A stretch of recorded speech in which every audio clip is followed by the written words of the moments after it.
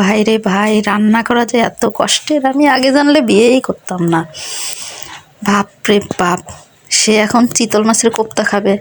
আর বন্ধুরা, তোমরা চিতল মাছের কোপ্তা যারা যারা করো তারা তো সবাই জানো প্রত্যেকে যে এইটা মাছটা বের করে কাটা ছাড়ানো যে কত কষ্টের।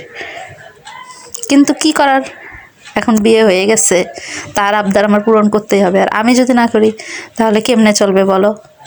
তার জন্য আজকে আমি চলে আসলাম, এই দেখো, চিতল মাছের কোপ্তা বানানোর জন্য।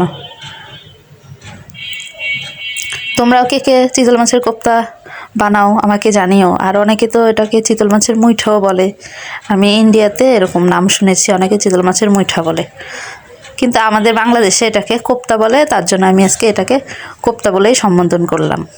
আসলেই কিন্তু চিতল মাছের কোপ্তা খেতে কিন্তু আসলেই অনেক ভালো লাগে। আমার বাড়ির তো মোটামুটি সবাই অনেক পছন্দ করে কোপ্তা খেতে।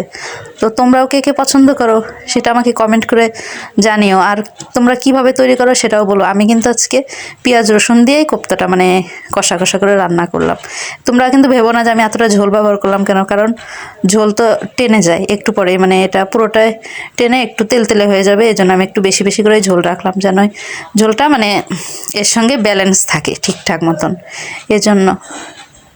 আর সত্যি কথা বলতে কি, কোপ্তাগুলো যখন ভেজেছি না, একদম মনে হচ্ছিল কি রসগোল্লার মতন, বুঝছো, হয়ে গেছে। তারপরে আবার ঝোলে দেওয়ার পরেও কিন্তু বড় বড় হয়ে গেছে। আমার ভিডিও